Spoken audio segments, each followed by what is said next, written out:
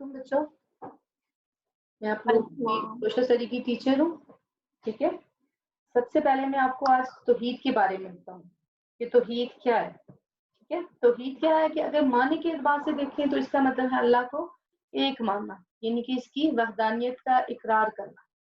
अगर हम इसी मानो में इसको देखें तो बेपनाह वसअत आ जाती है। खास करके अगर हम देखें मुसलमान होने के नाते तो हमारा दुनिया का कोई भी काम उस वक्त तक सही तरीके से मुकम्मल नहीं हो सकता है जब तक हम क्या करें, तौहीद के पहलू को मद्देनजर नहीं रखेंगे, तब तक हम तौहीद से मदद नहीं लेंगे। खास करके जब हम जमीन और आसमान को देखते हैं तो सबसे पहले हमें इनके बनाने वाले का ख्याल ज़हन में आता है कि ये किसने बनाए, कौन सी जात है जिसने इनको तख्लीक की है और इतनी खूबसूरती से इनके निज़ाम को चला रही है। ठीक है, तो हमारे ज़हन में किसका नाम आता है?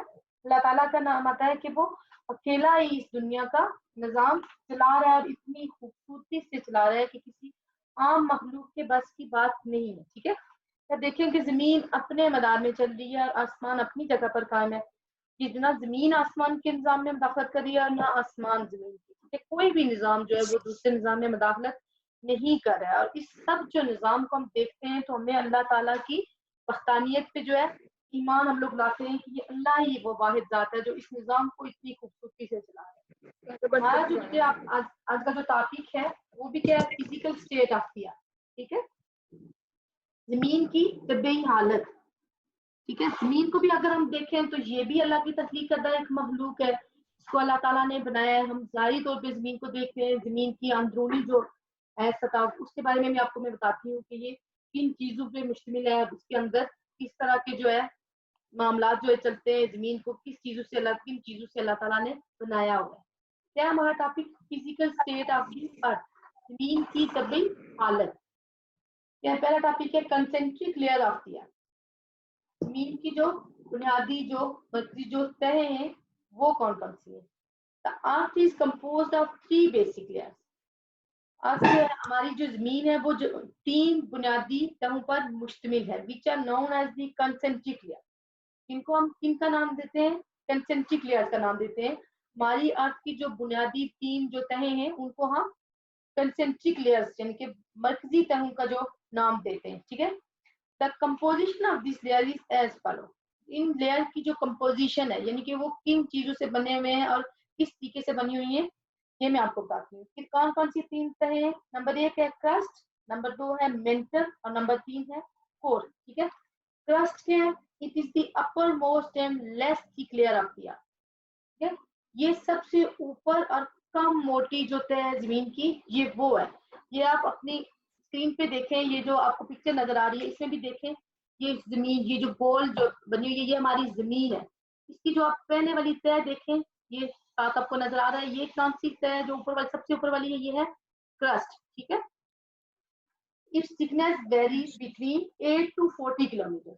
इसकी जो मोटाई है वो 8 से 40 किलोमीटर के दरमियान है। ठीक है, it is further divide into 2 parts. इसको हम मजीद 2 हिस्सों में तकसीम करते हैं। क्रस्ट जो है ये मजीद 2 हिस्सों में तकसीम होती है। नंबर 1 है continental shell, also known as sial. ठीक है, कॉन्टिनेंटल शेल जो है उसको हम सियार का भी नाम देते हैं। ये इसका क्रस्ट का जो अपर पार्ट, जो ऊपर वाला हिस्सा है। ठीक है, दूसरा अगर हम इसको देखें तो क्या है? ये oceanic shell, also known as sima, the lower part.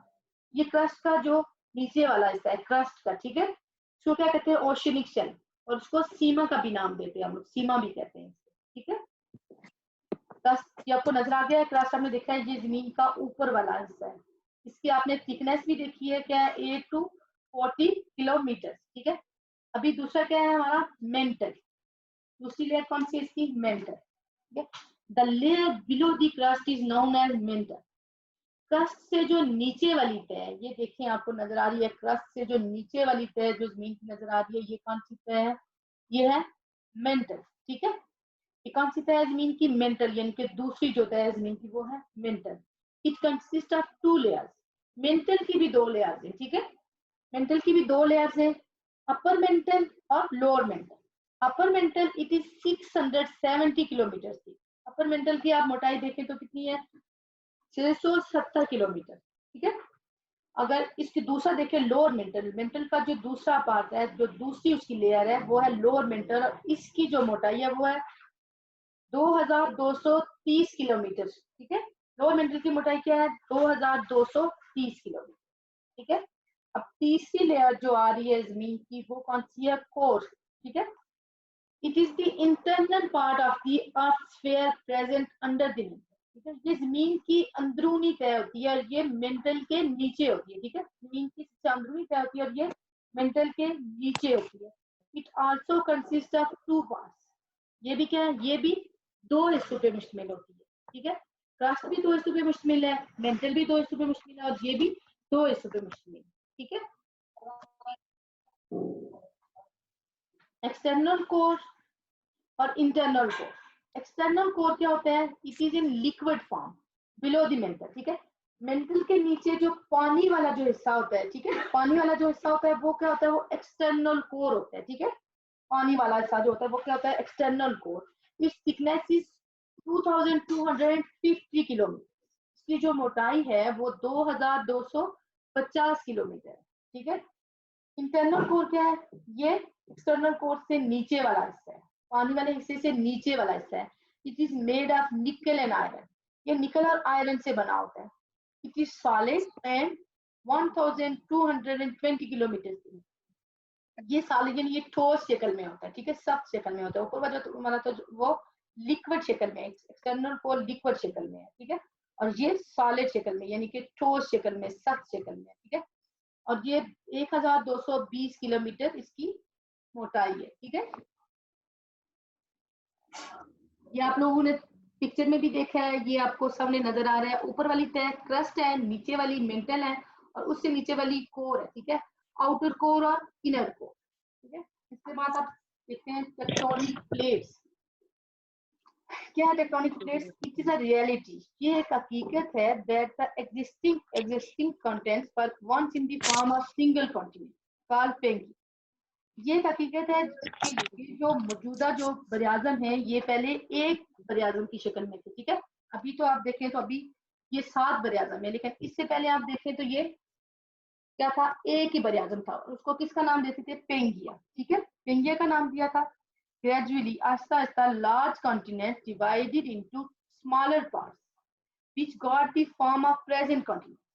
Aahista Aahista क्या हुआ कि ये कॉन्टिनेंट जो थे वो छोटे हिस्सों में यानी कि प्लेट्स में जो है ये डिवाइड होना शुरू हो गए, और जो कि आज के मौजूदा जो बरियाजम है ये उनकी शक्ल है। ठीक है, वो एक बरियाजम था, मुख्तलिफ छोटी छोटी प्लेट्स में डिवाइड होकर मुख्तलिफ बरियाजमों की शक्ल में आ चुका है। ठीक है,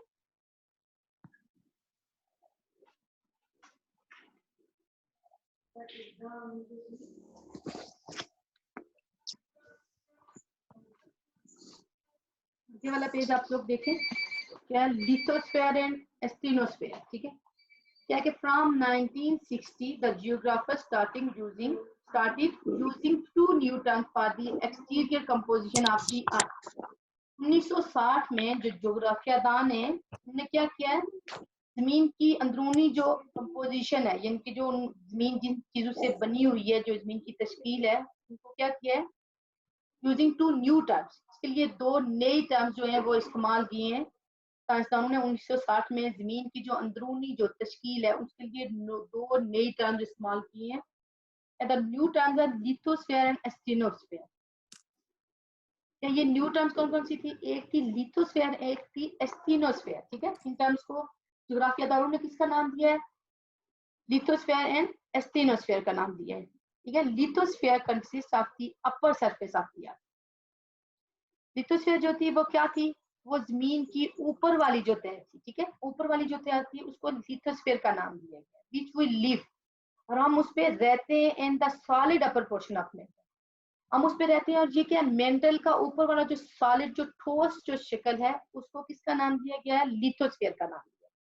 ठीक है, under lithosphere there is a soft layer of rocks known as asthenosphere. अब लिथोस्फेयर के नीचे देखें तो एक छोटी सी चट्टानों की जो है, नरम चट्टानों की, ठीक है, सॉफ्ट लेयर है, उसको किसका नाम दिया गया है? एस्टीनोस्फेयर का नाम दिया गया। ठीक है, लिथोस्फेयर के नीचे जो तह है, सॉफ्ट लेयर ऑफ रॉक्स, चट्टानों की जो एक नरम तह है, उसको एस्टीनोस्फेयर का नाम दिया है।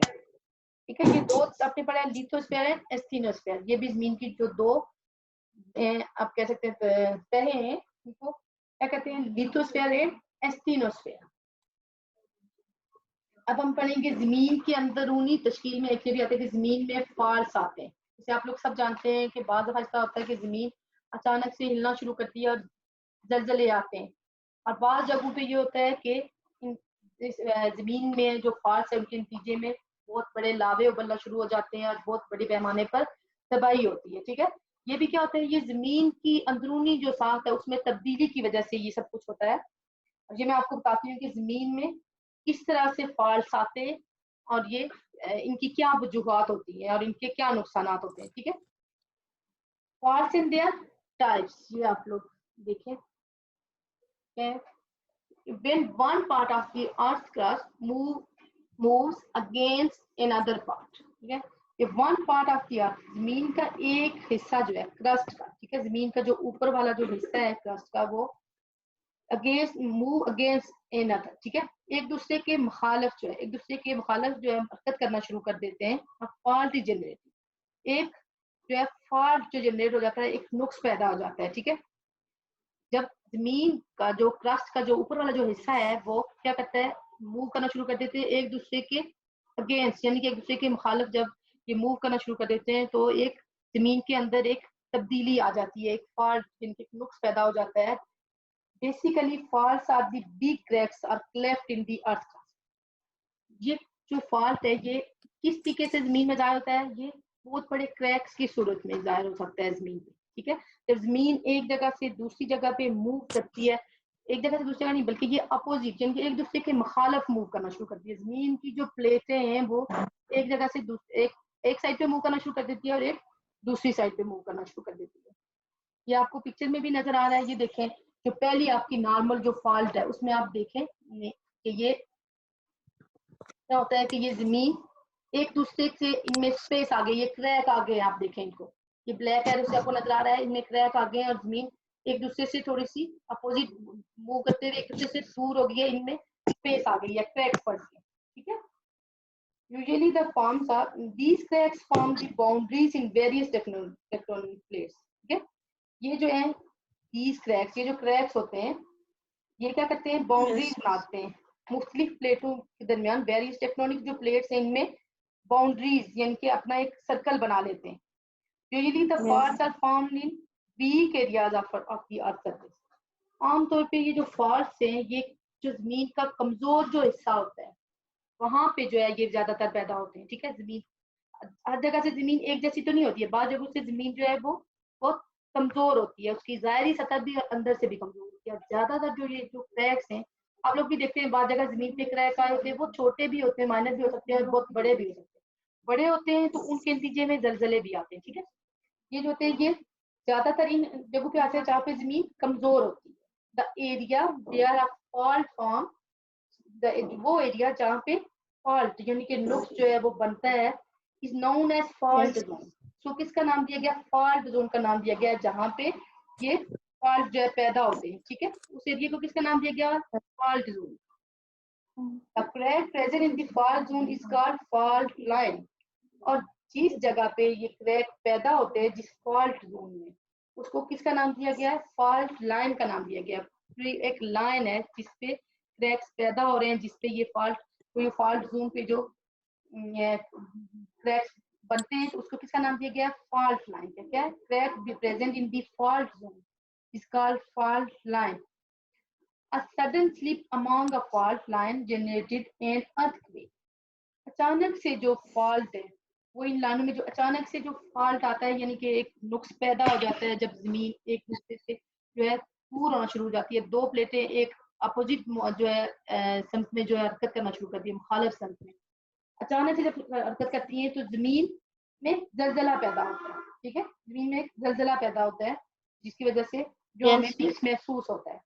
Following are the types of fault. अभी मैं आपको जो है इस फॉल्ट की डिफरेंट टाइप्स बताती हूँ कि कौन कौन से फॉल्ट जो है जमीन के अंदर पैदा हो सकते हैं। ठीक है। जिसकी वजह से जलजले आते हैं, वॉल्केनोज आते हैं, इनके आतिशफशां के बारे में आप लोग जानते हैं। यस। ये भी आते हैं। ये क्या, जमीन की अंदरूनी तब्दीलियों की वजह से आते हैं। जमीन के अंदर जो तब्दीलियां पैदा होती हैं उस वजह से जलजले भी आते हैं और आतिशफशां भी जो है फटते हैं। ठीक है। नंबर एक क्या है, नॉर्मल फॉल्ट। नंबर एक जो तब्दीली आती है जमीन के अंदर क्या होता है, normal fault. In this type of fault parts of the crust move in opposite direction. इसमें मैंने आपको बताया है कि इस पहले जो टाइप है फॉल्ट की, इसमें क्या होता है कि जमीन जो है वो एक दूसरे के मुखालिफ सेंस में मूव करती है। ठीक है। दो प्लेटें जो है ये जमीन की देखें आप पहली पिक्चर में, नॉर्मल फॉल्ट में अलग से मूव करिए या बीच में क्रैक बनोगे, एक जो है एक तरफ मूव करिए और दूसरी सेंस में मूव करिए। ठीक है। Due to the removal of upper layers, lava come out through the weak portion of the earth and volcanic eruption occurs. क्या है कि अपर लेयर जो है वो जमीन की जो ऊपर से जो बीच में क्रैक पड़ जाता है, ऊपर से जमीन की अपर लेयर जो है वो हट जाती है तो लावा जो है वो फट के बाहर आ जाता है। जमीन का जो नरम जो कमजोर हिस्सा है उससे जो है लावा बाहर आ जाता है और तबाही जो है फैलती है, वॉल्केनिक इरप्शन अकर। और जो है इसके नतीजे में, दावे के नतीजे में जो तबाही है वो जाहिर होती है। ठीक है। अब दूसरा आप देखें, ट्रांसफॉर्म फॉल्ट। ट्रांसफॉर्म फॉल्ट क्या है कि when pieces of plates move forwarded and forward and backward की जमीन की जो प्लेट्स हैं वो क्या, जब फॉरवर्ड आगे और पीछे मूव करती है। ठीक है। ऊपर वाला था एक दूसरे के मुखालिफ मूव कर रही थी। ये आप दूसरी पिक्चर में देखें, एक ऊपर हो रही है एक नीचे हो रही है, एक दूसरे से क्या कर रहे हैं, ये रगड़ खा रहे हैं। ठीक है। ये ऊपर जब होते हैं ये क्या होता है, दे रब अगेंस्ट ईच अदर, एक दूसरे से रगड़ खा रहे हैं, एक ऊपर हो रही है एक नीचे हो रही है। ठीक है। एक दूसरे से जब क्या करते हैं तो एक रगड़ जो इनमें पैदा होती है, ये ऊपर नीचे होते हैं। Transform faults are hidden in the deep ocean. ये जो ट्रांसफॉर्म फॉल्स होते हैं ये किधर होते हैं, ये गहरे समंदरों में होते हैं। एंड फॉर्म शॉर्ट जिगजैग, और शॉर्ट जो है वो छोटे जो है वो जिगजैग बनाते हैं। ट्रांसफॉर्म फॉल जो होते हैं वो ज्यादातर गहरे समुद्र में देखते हैं ना आप लोग, गहरे समुद्रों में भी बहुत बड़े जलजले आते हैं। ये किस तरह होता है कि ये जो प्लेटें होती हैं जमीन की, ये ऊपर नीचे हो रहा है, जमीन के जो इससे ये एक ऊपर हो रहा है एक नीचे हो रहा है। जो प्लेट्स हैं इनके टेक्टोनिक प्लेट्स के जो ये एक ऊपर हो रहा है एक नीचे नीचे हो रहा है, ऐसे जिगजैग सी शक्ल बना रहे हैं। ठीक है। और एक दूसरे के साथ रब कर रहे हैं। ये कौन सी टाइप है, दस type of fault is called transform fault. ठीक है। ये गहरे समुद्रों में होते हैं और इनके नतीजे में भी जलजले आते हैं। और ये क्या करते हैं, ये फॉर्म क्या करते हैं, शार्ट जिगजैग, छोटे जो है जिगजैग। जिगजैग होती है इरेगुलर, जो किसी की शेप होती है, यानी कि रेगुलर सीधी लाइन नहीं होती है। जिगजैग आपको पता है जिगजैग किस तरह होता है, ऊपर नीचे, ये ऊपर नीचे जब होती है कोई भी चीज, किसी चीज की शेप। ठीक है। एक इरेगुलर जो शेप होती है। अब रिवर्स फॉल्ट क्या है, it occur when plates move towards each other. इसमें भी ये है रिवर्स फॉल्ट, जो तीसरा जो फॉल्ट जमीन के अंदर आता है जिसकी वजह से जो है जलजले होते हैं, वो क्या होता है, रिवर्स फॉल्ट। ये कब होता है, जब प्लेट्स एक दूसरे की तरफ मूव करती हैं, इनके एक दूसरे से जोर से टकराती हैं और क्या करती हैं, due to it earthquakes and eruption of volcanoes occur। जब प्लेट्स एक दूसरे से टकराती हैं तो तब भी जलजले और वॉल्केनोज यानी के ये लावे जो हैं ये भी फटते हैं। ठीक है। वॉल्केनोज, ये लावा भी बाहर आता है और क्या होता है, जलजले होते हैं जब जमीन एक दूसरे के साथ जोर से टकराती है। ठीक है। ऊपर पर आपने पाया था नॉर्मल फॉल्ट में जमीन एक दूसरे से दूर होती है और क्रैक्स बनना शुरू हो जाते हैं। दूसरी ट्रांसफॉर्म फॉल्ट में आपने पढ़ा है कि जमीन ऊपर नीचे की तरफ, एक ऊपर आता है इस साथ इसका प्लेट्स का, एक नीचे की तरफ होता है, फिर ट्रांसफॉर्म फॉल्ट उसको बोलते हैं। अब तीसरा रिवर्स फॉल्ट में प्लेट्स जो है वो एक दूसरे की तरफ हरकत करना शुरू कर देती है, एक दूसरे के साथ जोर से टकराती हैं, जिसकी वजह से जलजले आते हैं और लावा भी बनते हैं। ठीक है। This fault is the opposite of transform fault. ये ट्रांसफॉर्म फॉल्ट का अपोजिट है। ठीक है। Such type of fault is known as reverse fault. इसको हम किसका नाम देंगे, रिवर्स फॉल्ट का। ठीक है। ये मैंने आपको बताया है। इसके बारे में आपको अगर कोई क्वेश्चन करना हो तो मैं अभी आपको शॉर्ट क्वेश्चन भी करवाती हूँ।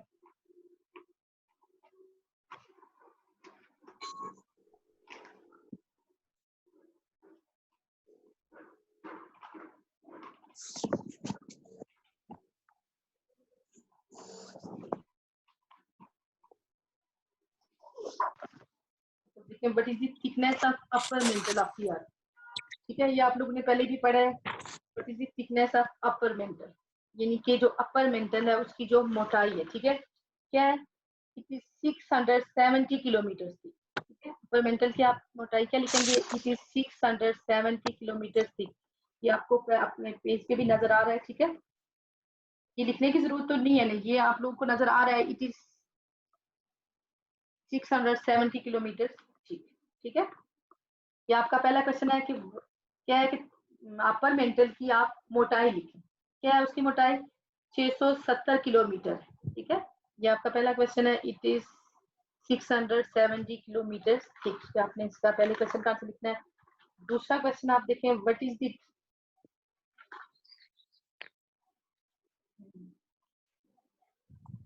आपने पहला क्वेश्चन आपने कर लिया, ये आपको नजर आ रहा है पहला क्वेश्चन जो आपका, आप उसका आंसर देख लें, ठीक है।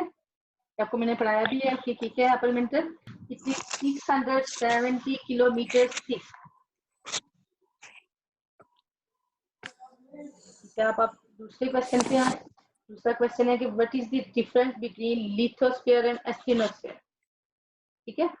अगले पेज पे आप देखें, लिथोस्फीयर और एस्टेनोस्फीयर को मैंने आपको बताया है, ये आप लिखें, मैं आपको लिखवाती जाती हूँ, आप लोग फिर देखें।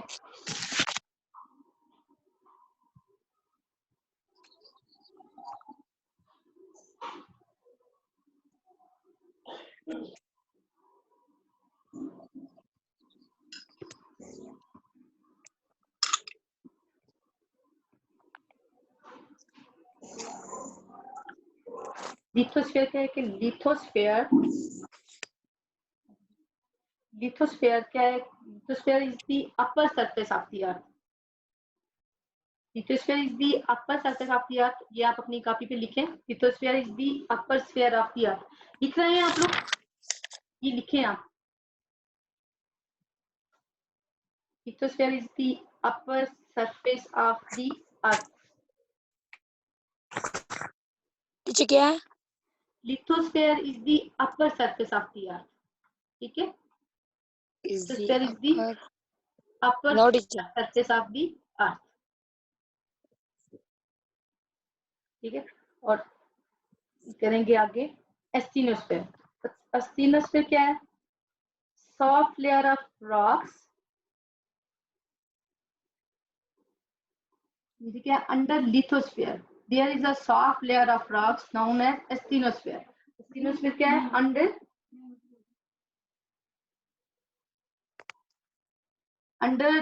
लिथोस्फीयर, लिथोस्फीयर के नीचे जो है सॉफ्ट लेयर ऑफ रॉक्स, जमीन की जो चट्टानों की जो नरम सी तह है, ठीक है, वो क्या है, एस्टेनोस्फीयर है। लिथोस्फीयर क्या है, lithosphere is the upper surface of earth, ठीक है। आपका शॉर्ट क्वेश्चन है, lithosphere is the upper surface of the earth and lithosphere is the lithosphere is under lithosphere there is a soft layer of rocks known as asthenosphere, ठीक है। फिर से मैं आपको बोलती हूँ क्या है, लिथोस्फीयर क्या है, lithosphere is the upper surface of the earth, lithosphere is the upper surface of the अर्थ, ठीक है। ये लिखेंगे, फिर दूसरा सेंटेंस टीचर आपकी आवाज स्टक हो रही है, हम आ रही है, यस टीचर आपकी स्टक हो रही है बार बार, अच्छा अब आ रही है, अब साफ आ रही है, हाँ, क्या है कि lithosphere is the upper surface of the earth, lithosphere is the upper surface of the अर्थ, सारे बच्चे लिखे, ठीक है। ये पहला सेंटेंस है कि lithosphere is the upper surface of the अर्थ,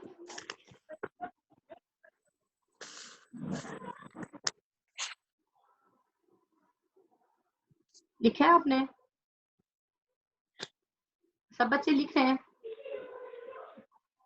जी ठीक है। लिथोस्फीयर क्या हो गई है, अब क्या है कि अंडर लिथोस्फीयर, फिर आप नीचे लिखिए, under lithosphere there is a soft layer of rocks is known as asthenosphere, ये आपको नजर आ रहा है स्क्रीन पे, पहला सेंटेंस है lithosphere is yes upper surface of the अर्थ, ठीक है।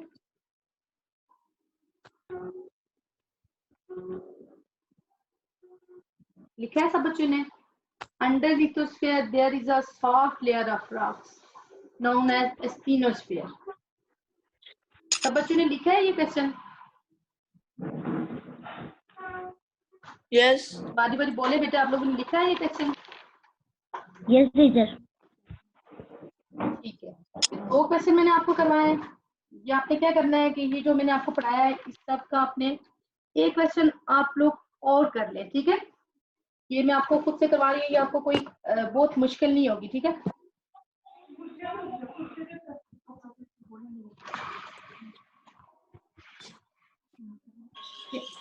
आप लिख लें कि right the name of 3 basic layers of the अर्थ, ठीक है? क्या? Right the name of 3 basic layers of the अर्थ। ये आपकी एक्सरसाइज में नहीं है, ये क्वेश्चन मैं आपको खुद से करवा रही हूँ, ये आपने याद करना है कि ये बहुत इजी है, खुद से कर लूंगी मैं। Right the name of 3 basic layers of the earth.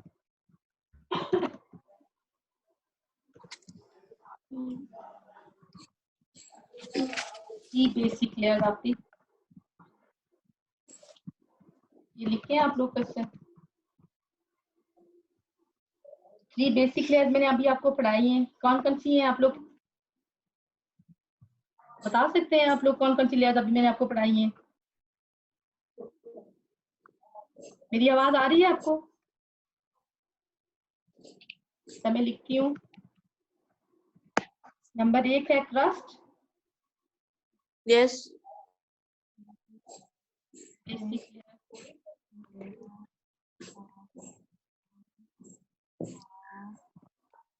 Number 1 है क्रस्ट। हाँ नंबर 2 है मेंटल। यस नंबर 3 है कोर। जो नंबर 3 है कोर। MENTAL मेंटल, और नंबर 3 है कोर, COR CORE कोर, ठीक है? क्या है कि right the name of Yes. 3 basic layers of the अर्थ। जमीन की जो बेसिक जो लेयर्स हैं उनके नाम लिखें। तो 3 बेसिक लेयर्स ऑफ द अर्थ है, जमीन की जो बेसिक लेयर्स है वो क्या है? नंबर 1 है क्रस्ट, नंबर 2 है मेंटल और नंबर 3 है कोर, ठीक है? जो 2 क्वेश्चन मैंने आपको पहले करवाए उनके साथ ये तीसरा क्वेश्चन भी आपने याद कर लिखना है, ठीक है? और याद भी करना है। Yes teacher. इसके अलावा कुछ पूछना है आप Yes. लोगों ने? No teacher. ठीक है, फिर अल्लाह हाफिज। अल्लाह हाफिज।